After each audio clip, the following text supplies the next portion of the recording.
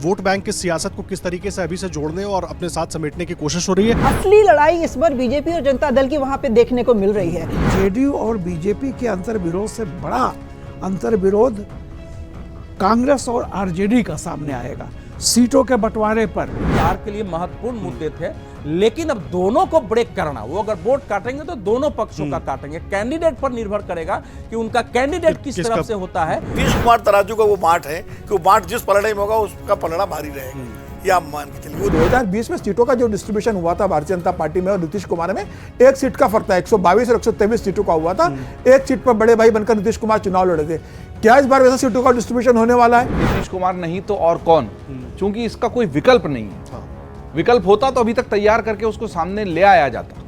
अब विकल्प नहीं है तो नीतीश कुमार की कैसी भी स्थिति हो फिलहाल मजबूरी है। नमस्कार, अमर उजाला.com पर आपका स्वागत है। आपके साथ मैं हूं आदर्श झा। देखिए, साल के अंत में बिहार में होंगे चुनाव। ऑपरेशन सिंदूर के बाद सियासी पारा बिहार का चढ़ा हुआ है। प्रधानमंत्री नरेंद्र मोदी पिछले 4 महीनों में 3 बार बिहार गए। 2 दिन का बिहार दौरा उनका हाल ही में खत्म हुआ है।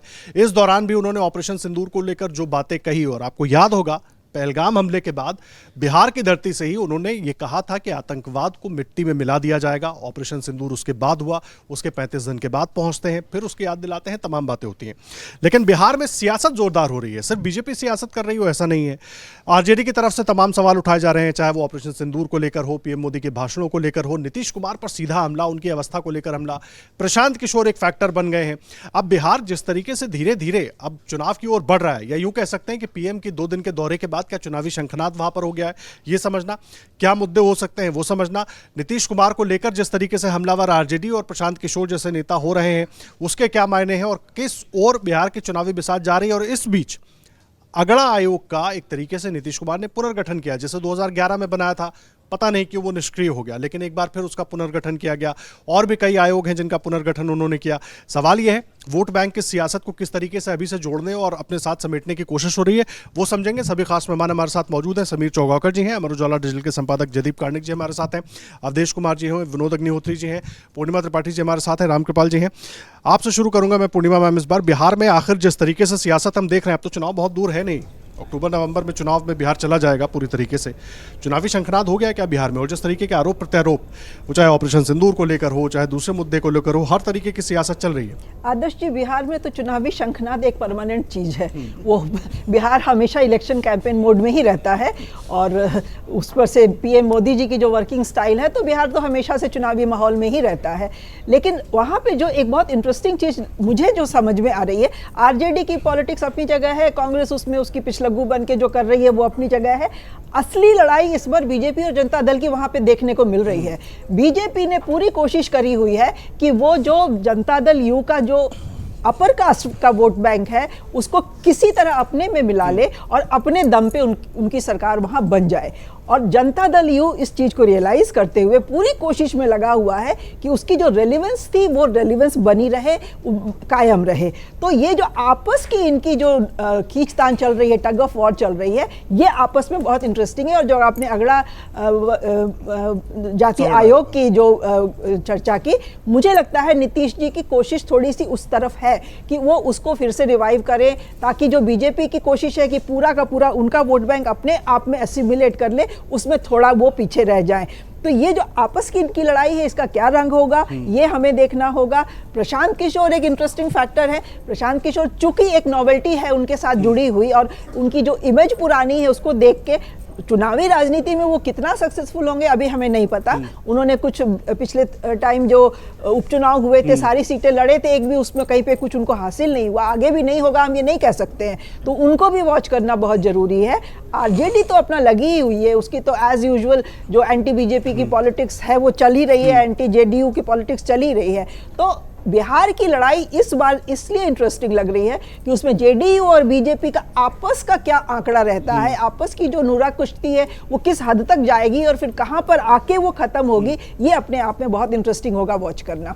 ये बड़ी बात आप कह रही हैं और जाहिर सी बात है, देखिए बिहार का चुनाव हर बार मजेदार होता है और उतना ही रोचक होता है। रामकृपाल सर, प्रशांत किशोर, क्योंकि प्रशांत किशोर का जिक्र खूब हो रहा है, खूब बयान दे रहे हैं, नीतीश कुमार की अवस्था पर खूब सवाल उठा रहे हैं और ये कह रहे हैं कि भाई बीजेपी बताए या प्रधानमंत्री या गृह मंत्री ये बताएं कि अगली बार मुख्यमंत्री नीतीश कुमार होंगे, ये वो अभी से स्पष्ट करेंगे, मांग कर रहे हैं। प्रशांत किशोर अच्छे स्ट्रैटेजिस्ट माने जाते रहे हैं, ठीक है, बड़े बड़े दलों को उन्होंने चुनाव लड़ाया, बड़े बड़े नेताओं को चुनाव लड़ाया, लेकिन बिहार जैसे स्टेट में जहाँ इतनी डाइवर्सिटी है, खासकर पॉलिटिकल थिंकिंग को लेकर, वहां पर प्रशांत किशोर क्या उस तरीके से पांव अभी जमा पाए हैं या जमा पाएंगे कि चुनाव में उसका असर दिख पाए? देखिए, मैं कोई भविष्यवाणी तो नहीं कर रहा हूं कि कौन वहां पे निकल के आएगा, कौन नहीं आएगा।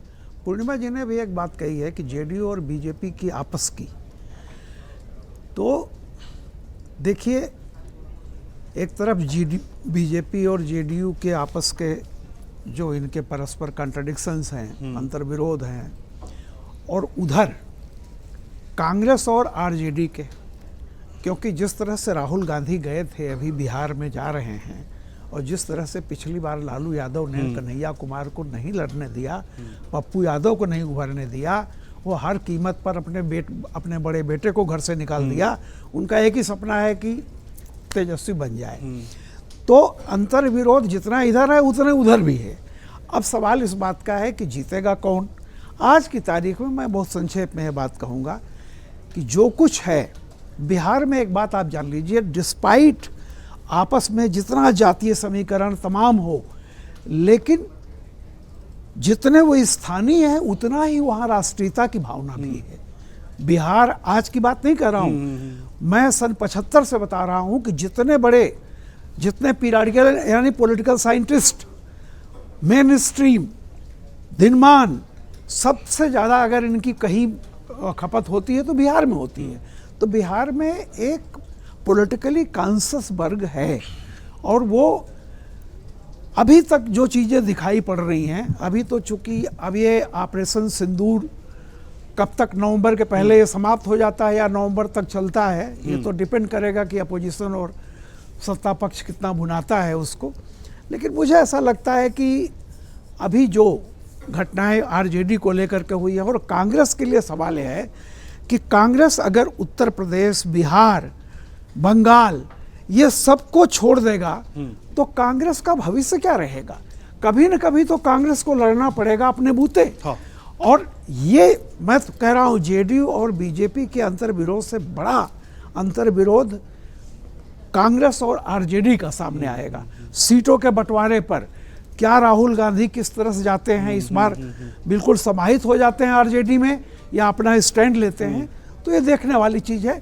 अभी से कुछ भी भविष्यवाणी करना जरा मुश्किल काम है। ठीक है, अवधेश, देखिए अपनी ओपनिंग में ना एक चीज़ का जिक्र करना मैं भूल गया था। तमाम बातें मैंने बताई, बिहार पर तो आप सारी चीज़ें, सारे पक्ष रखेंगे, लेकिन यहाँ पर तेजू भैया का जिक्र होना चाहिए, तेज प्रताप यादव का।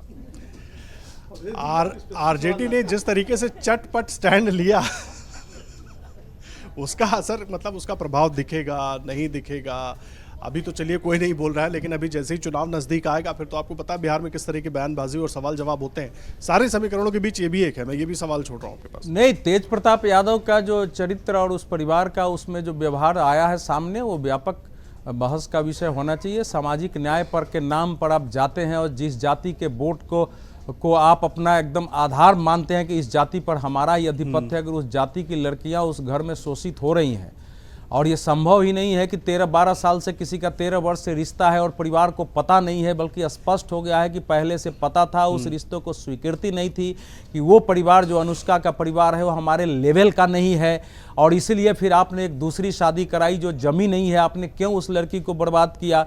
दूसरी लड़की ऐश्वर्या ने कहा कि राबड़ी देवी ने हमको बाल पकड़ के पीटा, मेरा मोबाइल छीन लिया, उनके गार्ड ने पीटा, हमारे माता पिता को बेइज्जत किया और पूरी पुलिस बाहर आ गई थी। अभी वो मुकदमा चल रहा है, मुकदमा अभी तलाक का है, ये कोई उसमें क्रिमिनल मुकदमे जो लोग करे सब जुडिस ऐसा नहीं, वो तलाक का एक मामला बड़ा सा चल रहा है।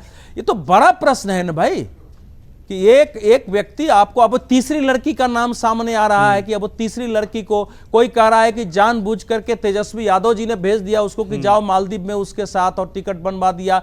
तो ये बड़ा विषय है। लालू जी ने एक स्टैंड लिया, मोरल स्टैंड, क्योंकि कोई चारा नहीं था आपको चेहरा बचाने के लिए सामाजिक न्याय के नाम पर, तो आपने एक स्टैंड लिया। लेकिन किसी को घोषित कर देने से कि परिवार से बाहर करते हैं, ऐसे होता थोड़ा ही है। उसके लिए तो कानूनी प्रक्रिया होती है। पार्टी से भी निकालने के लिए आपको उसके खिलाफ अनुशासनात्मक कार्रवाई है, नोटिस देना है। तो ये आंख पोंछने वाली बात है। लोगों के अंदर ये भाव है। अब इस जाति को तय करना है, यादव जाति की, कि हमारी बच्चियां भी अगर उस परिवार में शोषित हो रही हैं और उसके साथ खड़ा होने की बजाय सामाजिक न्याय का तकाजा था कि लालू जी राबड़ी देवी को उस लड़कियों के साथ खड़ा होना चाहिए कि इनका सामाजिक न्याय क्या है। तो एक बड़ा प्रश्न उभरेगा। सेकेंड बात जब आती है, प्राइम मिनिस्टर पश्चिम बंगाल गए, बिहार गए, उसके बाद उत्तर प्रदेश गए। तीनों यात्राओं को कंटिन्यूटी में देख के बिहार का मूल्यांकन करिए। तीनों का एक सूत्र था, पॉलिटिक्स ऑफ डेवलपमेंट। तीनों जगह हजारों करोड़ के प्रोजेक्ट हुए। बिहार में 48,000 कुछ तो 50,000 करोड़ के प्रोजेक्ट। कब इसके पहले देश के प्रधानमंत्री जाके इतने बड़े बड़े प्रोजेक्ट बिहार में जो है करते थे? जरा मुझे बता दिया जाए। जो लोग इस समय उठ के सवाल खड़े कर रहे हैं, तो जो करेगा वो तो बताएगा ना कि इसके पहले कैसा राज था। वेस्ट बंगाल तो इस समय बीजेपी का दुश्मन राज है, लेकिन वहां भी प्रोजेक्ट किया। ऐसा तो है नहीं कि छाटा है, क्योंकि मालूम है कि कोई भी स्टेट डेवलप नहीं करेगा तो भारत के जो सपना है विकसित भारत का दुनिया में नहीं होगा। तो ये पॉलिटिक्स ऑफ डेवलपमेंट की कोशिश जो प्रधानमंत्री कर रहे हैं, उस डेवलपमेंट में कल्चर, सिविलाइजेशन, उस डेवलपमेंट में गवर्नमेंट का कैरेक्टर, एडमिनिस्ट्रेशन कैरेक्टर और पॉलिटिक्स का, राजनीति का चरित्र सब। आरजेडी तो कह रही है ना 4 महीने में 3-3 बार आ रहे हैं, चुनावी साल है। नहीं 50 प्राइम मिनिस्टर अभी तक बिहार में जो कोई गांव काउंट करके बताया कि 40 बार से ज्यादा जा चुके हैं। कोई प्राइम मिनिस्टर जाता ही नहीं था। प्रधानमंत्री अगर जा रहे हैं तो किस लिए गए हैं? चाहे मधुबनी की भी सभा आप देखेंगे तो केवल पॉलिटिकल सभा नहीं थी, वहां भी प्रोजेक्ट था। भाई जो अंतर्राष्ट्रीय हवाई अड्डे का जो हुआ है, अगर पहले गए होंगे और आप जाके देखिए, बिहटा में हवाई अड्डे बन रहे हैं। माने भारत का जो है आधुनिकतम थर्मल पावर अगर औरंगाबाद में वो हो रहा है कि आधुनिक तकनीक के साथ वो खड़ा हो रहा है, तो ये तो बिहार के लिए तय करना है ना कि क्या करना है। जहां तक जंगल राज का प्रश्न है, तो जंगल राज तो हम लोगों ने देखा हुआ है ना कि 5,000 रुपया पैकेट में लेकर शाम के 5 बजे आप नहीं निकल सकते थे। एक क्रॉस कास्ट थोड़े था कि कोई यादव निकलेंगे, कोई दलित निकलेगा तो उसको नहीं छीना जाएगा। बच्चियां घर के बाहर 4 बजे के बाद नहीं जा पाती थी, स्कूल जाना कठिन था। जिनके पास भी थोड़ी जमीन थी, उन्होंने अपना जमीन बेचा लालू जी के राज में और बच्चों को, परिवार को बाहर भेजने की कोशिश की और बाहर गया। और दिल्ली में बिहारी एक गाली होती थी, अब बस पर चलते बिहारी हो क्या, ये सुना गया था यहाँ। ये फैक्ट है। सामाजिक न्याय के नाम पर जो स्थिति बनी, सड़कें पहले पटना से रांची आप 8 घंटे में पहुंच सकते थे। अगर आपको 20 किलोमीटर बारात जानी है शाम को तो 4 घंटे लगते थे। कब गड्ढा, कब खेत में गाड़ी चली जाती थी। तो फैक्ट था। तो प्राइम मिनिस्टर ने यह विषय उठाया है। प्रशांत किशोर इस समय एक फैक्टर है। प्रशांत किशोर जो मुद्दे उठाए हैं बिहार के लिए महत्वपूर्ण मुद्दे थे, लेकिन अब दोनों को ब्रेक करना, वो अगर वोट काटेंगे तो दोनों पक्षों का काटेंगे। कैंडिडेट पर निर्भर करेगा कि उनका कैंडिडेट किस तरफ से होता है, लेकिन चुनाव में बहुत बड़ी भूमिका उनकी होगी, ऐसा इस समय नहीं दिखाई देता है। ठीक है, 2 बातें विनोद सर। एक तो राहुल गांधी के भी लगातार कई बिहार दौरे उन्होंने भी किए हैं। कांग्रेस के पास मौका है इस बार, वो आरजेडी की छाया छतरी से बाहर निकलकर अब वो हिम्मत दिखाए वापस आकर बिहार में, जो पहले उसकी छवि थी कि हम बाहर आ रहे हैं या हम उस तरीके से लड़कर देखना चाहते हैं या लड़कर देखेंगे। एक वो। दूसरा, तेजस्वी यादव सीधा हमला करते हैं, ये कहते हैं कि भाई अपने 20 साल के लिए आप 15 साल की राजनीति गिनाते हैं, यानी कि आप 35 साल पीछे चले जाते हैं, तो अभी भी आपको जरूरत हमारी पड़ रही है। ये 2 तरह की कहानियां हो जाती हैं। बिहार का जो चुनाव है वो गेटवे है इलेक्शंस का, क्योंकि सितंबर, अक्टूबर, नवंबर में चुनाव बिहार के होंगे, फिर अप्रैल में चुनाव होंगे जाकर के पश्चिम बंगाल, तमिलनाडु और 3 राज्यों के चुनाव, आसाम के बड़े राज्य हैं तीनों, एक पूर्वोत्तर का, एक दक्षिण का और एक पूर्वी भारत का। तो एक तरह से ये जो प्रधानमंत्री जी की जो रैलियां हैं या मीटिंगें हैं या राहुल गांधी के जो दौरे हैं, ये खाली बिहार के लिए नहीं हो रहे हैं।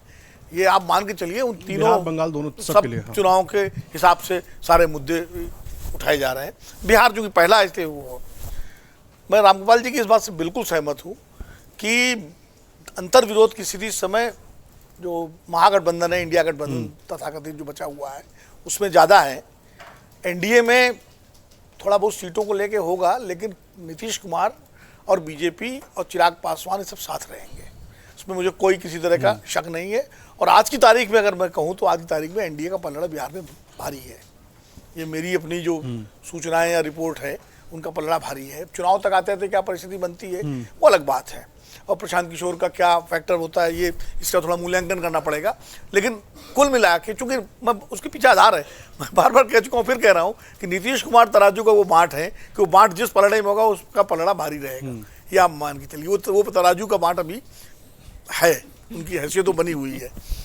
पिछली बार ज़्यादा क्राइसिस थी एनडीए में, जब नीतीश कुमार के खिलाफ चिराग पासवान पूरा मोर्चा लिए हुए थे, ऑपरेशन चिराग पासवान बीजेपी ही करवा रही थी, तो तब ज़्यादा संकट था और इसीलिए दिक्कत आई थी। सरकार के बहुमत तक पहुँचने में पहुँच गए, ये इनके प्रकार जिस तरह पहुँचे वो अलग बात है, लेकिन पहुँचे, लेकिन वो स्थिति नहीं। इस बार स्थिति मुझे थोड़ी अभी ठीक लग रही है। ऑपरेशन सिंदूर भी उसमें कुछ ऐड ऑन तो करेगा ही प्रधानमंत्री जी। जहाँ तक लालू प्रसाद जी के परिवार की बात है और आरजेडी की बात है, वहाँ भी सत्ता संघर्ष खुल के है। तेज प्रताप और तेजस्वी में तो है ही, मीसा और तेजस्वी में भी है, ऐसा नहीं है कि खाली तेज प्रताप और तेजस्वी में भी है पार्टी पर वर्चस्व को लेकर के, लेकिन कमान तेजस्वी के ही पास है। तेज प्रताप वाला जो मामला है उनका वो व्यक्तिगत मामला, मैं उस पर टिप्पणी से नहीं करूंगा कि हम नेताओं के व्यक्तिगत मामलों पर टिप्पणी करने लगेंगे तो बहुत सारी फाइलें खुल जाएंगी, है ना, कि किस घर में कौन सी लड़की सुरक्षित है, कौन सी सुरक्षित नहीं है, कौन सी उपेक्षित है, कौन सी शिशु है, तो वो उस पर मुझे नहीं जाना। ये अलग बात है कि उनकी जो पत्नी तेज प्रताप की थी, जिनसे शादी हुई थी, वो भी बहुत सम्भ्रांत परिवार से, दरोगा राय जी की पोती है, चंद्रिका राय की बेटी, तो वो कोई ऐसे वैसे परिवार से नहीं थी वो, तो वो एक अलग उनका तलाक का मुकदमा चल रहा है। लेकिन तेज प्रताप का जो राजनीतिक व्यवहार है वो अपने आप में कई बार हास्यास्पद हो जाता है। कभी वो त्रिशूल लेकर के कंवड़िये बन के निकल जाते हैं, कभी वो मोर पंख लगा करके और बांसुरी बजाने लगते हैं, तो वो इसलिए वो एक बैगेज ही है। अब वो उनका, लेकिन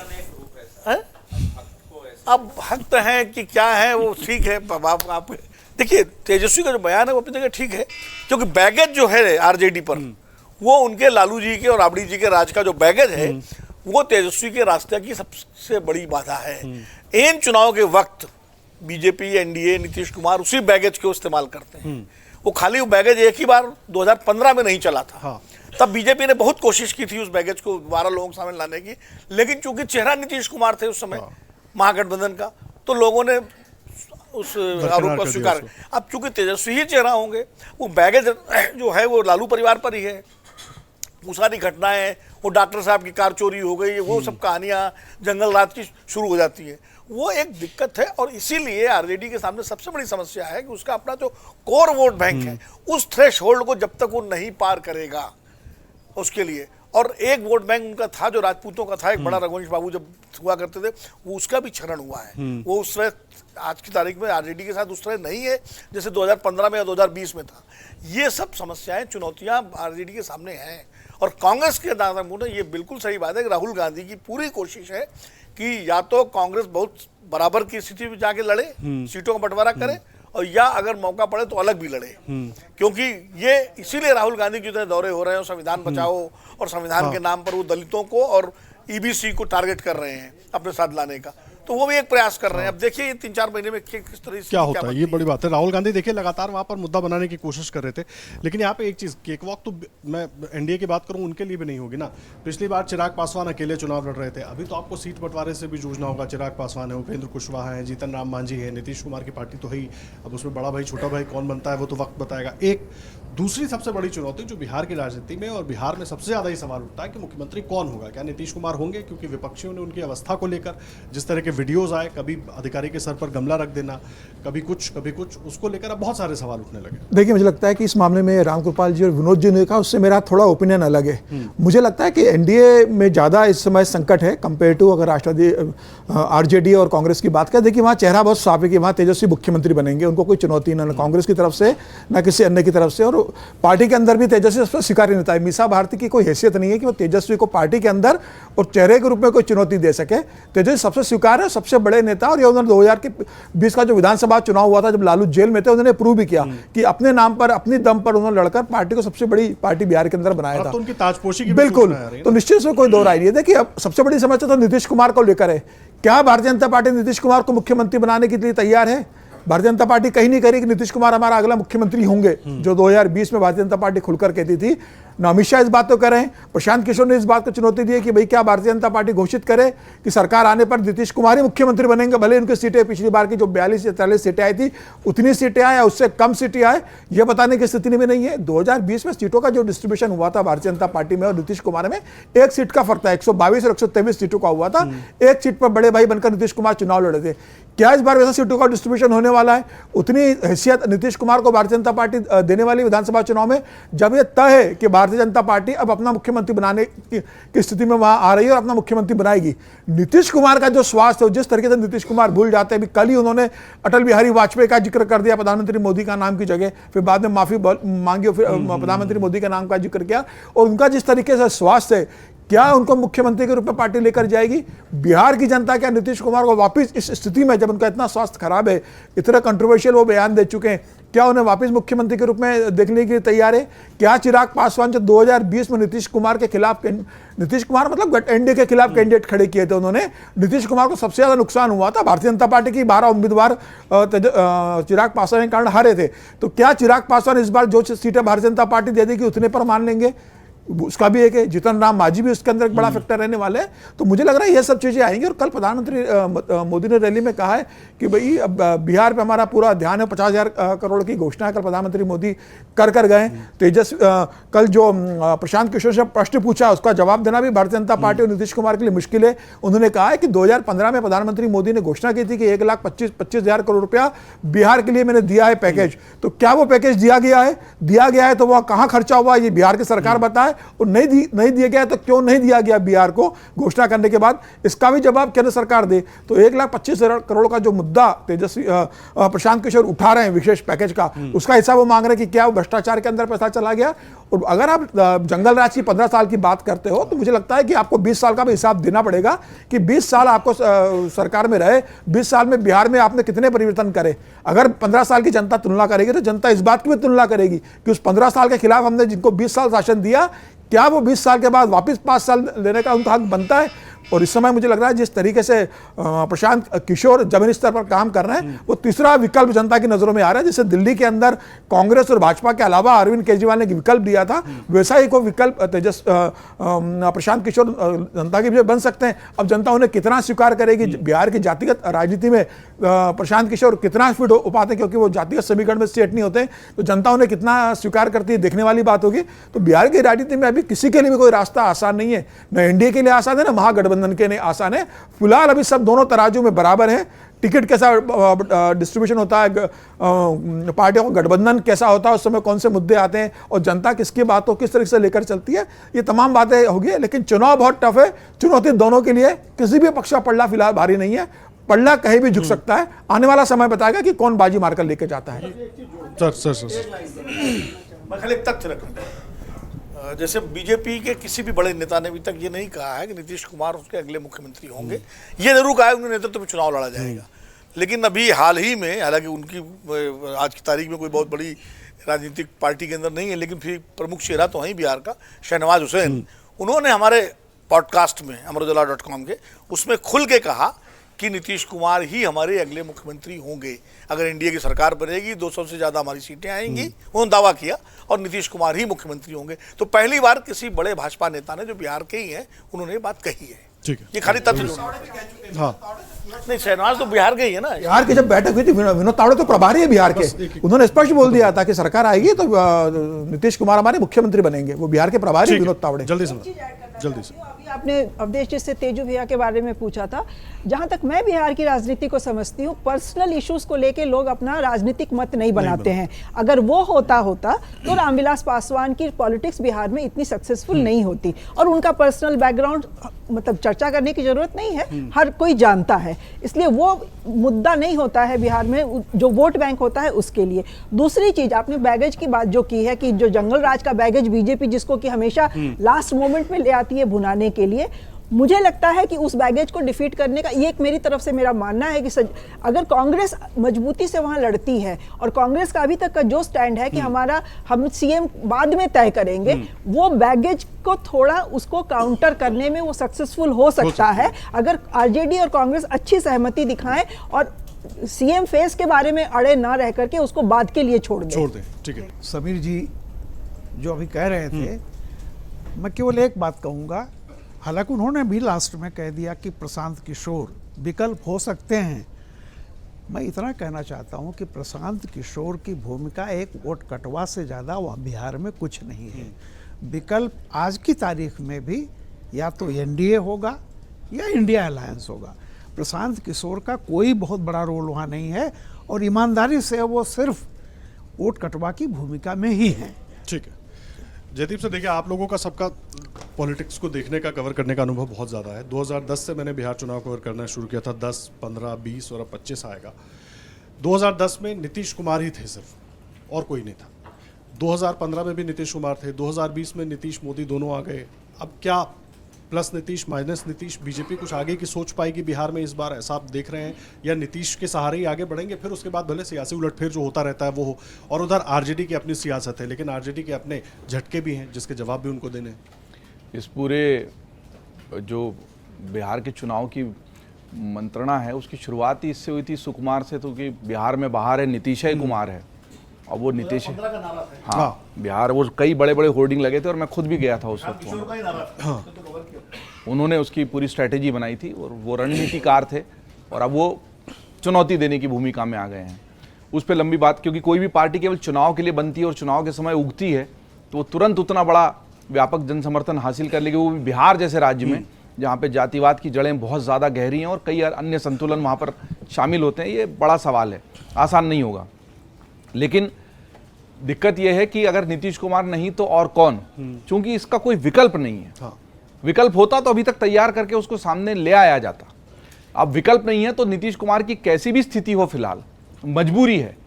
बल्कि भाजपा तो खैर मनाएगी, दुआ करेगी और चाहेगी कि वो इस स्थिति में पूरा चुनाव ढंग से निकाल लें और फिर से कोई ऐसी गतिविधि, कोई ऐसी हरकत न करें जिनकी चर्चाएं लगातार हो भी रही सार्वजनिक जीवन में, जिससे और अधिक शर्मिंदगी भाजपा को या उनकी खुद की पार्टी को झेलनी पड़े। बहुत नाजुक स्थिति में इस वक्त पूरा जो गठबंधन भाजपा और जदयू का है वो है, क्योंकि आरजेडी वैसे बहुत ताकतवर नहीं है। उनका जो पूरा अपराध लोक है और वो लालटेन युग का कालखंड है, उसको याद दिला कर ही। लेकिन ये बात सही कही बिल्कुल समीर जी ने कि आप एक समय तक उसको याद दिला सकते हो, लेकिन उसके बाद अपने विकास कार्यों की बात। लेकिन वहां भी जनता के लिए सवाल ये पैदा हो जाता है कि विकल्प क्या है। जैसा मैंने मध्य प्रदेश में आप देखिए कि 3 कार्यकाल पूरे हो गए शिवराज सिंह चौहान के, लेकिन क्या याद दिलाया गया? दिग्विजय सिंह का बंटाधार वाला शासनकाल, बिजली नहीं है, सड़क नहीं है, पानी नहीं है वाले, वो दिग्विजय सिंह मध्य प्रदेश की राजनीति से खुद को अलग कर चुके हैं। लेकिन कांग्रेस को हराने के लिए, और कांग्रेस किसी भी तरीके से सत्ता में न आ जाए, और चूंकि एक बार कमलनाथ की सरकार आ चुकी थी और 1.5 साल में गिर भी गई, उस डर से सबसे ज्यादा हमला किस बात को लेकर हुआ? एक तो लाडली लक्ष्मी पे आपने भरोसा किया, और दूसरा हमला इस बात पे किया कि कैसे दिग्विजय के कार्यकाल में बिजली नहीं होती थी, सड़कें नहीं थी, पानी नहीं था। तो ये एक हथियार होता है जिसका उपयोग डराने के लिए किया जाता है कि हमने जो किया सो किया। भले ही हम पिछले अपने 3-4 कार्यकाल में उतना अधिक विकास, पर इन्होंने तो देखो क्या किया, इन्होंने तो देखो क्या किया। तो कम बुरे को चुनने का विकल्प आदमी खुद ही दे रहा है, तो खुद थोड़ा बुरा तो खुद को मान ही रहा है ना। इसकी बिटवीन द लाइंस तो रीडिंग अगर आप करना चाहें तो व्यक्ति यही कह रहा है कि हो सकता है हम भी थोड़े बुरे हैं, लेकिन उनसे तो कम ही बुरे। तो ये तो नैरेटिव ही खुद ऐसा बिल्ड कर रहे हो आप। जब आप बार बार उस अपराध काल की याद दिला देते हो तो कहीं ना कहीं आप भी स्वीकार करते हो कि हम जनता की इतने पुल ढह गए, इतना गांव दूर दराज तक। पिछले कुछ महीनों में बिहार के अपराध की शराबबंदी के बावजूद वहां पर जहरीली शराब से मरने के कांड हो रहे हैं। विकास कार्यों में जिस तरह का भ्रष्टाचार शामिल हो गया है वो भयानक है। अपराध फिर से बढ़ने लगे हैं। तो कहीं ना कहीं पकड़ ढीली हो रही है। और वो तो खैर जो नीतीश कुमार जी की खुद की स्थिति है उससे भी समझ में आता है कि जितनी चेतना उनमें पहले थी, जितनी सजगता उनमें थी, जिस तरह का प्रशासनिक कंट्रोल उनने पूर्व में दिखाया, वो इस वक्त अब नहीं दिखा पा रहे हैं। और यही भाजपा जदयू के लिए सबसे बड़ी चुनौती बनने वाला है। और इसीलिए फ्रंट एंड पर, सामने के मोर्चे पर प्रधानमंत्री मोदी खुद हैं, वो लगातार इस तरह के दौरे कर रहे हैं, वहां की जनता को समझाने की कोशिश कर रहे हैं। तो यहां पर अब जो चुनाव होगा वो मोदी बनाम वहां की जो बाकी विपक्ष है उसका ही होगा। नीतीश कुमार के चेहरे को आगे इसलिए रखा जाएगा कि मजबूरी है। बिहार एक ऐसा राज्य है जहां पर सिर्फ मोदी के चेहरे से काम नहीं चलेगा, लेकिन वो खुद को आगे रख रहे हैं, वो मजबूरी है भारतीय जनता, वो सियासी मजबूरी है। देखिए इसका असर जनता पर इसीलिए क्या भी अब होगा विकेट वो तो मजबूत वक्त रखना बताएगा। पड़ेगा। लेकिन बिहार की जो चुनाव होंगे ना वो बड़े रोचक होने वाले हैं। और अभी से आपको अंदाजा लग गया होगा जिस तरह की सियासत हो रही है, जिस तरह की बयानबाजी आ रही है, और हर बार ऐसा ही होता है। लेकिन मुद्दे क्या हो सकते हैं उस पर हमने यहाँ पर एक व्यापक चर्चा की है। और आपको लगता है कि उसमें कुछ और जोड़ा जा सकता है तो कमेंट बॉक्स में आकर जरूर बताइएगा, अपनी राय भी रखिएगा। और हर बड़ी खबर के लिए अमर उजाला.com पर बने रहिएगा। धन्यवाद।